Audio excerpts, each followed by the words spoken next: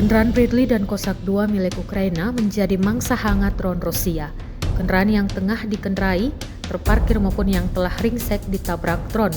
Rekamannya diunggah di Telegram pada Kamis 6 Februari 2025. Dalam keterangan unggahan disebutkan, drone melanjutkan pekerjaan mereka di arah Krasnomersk.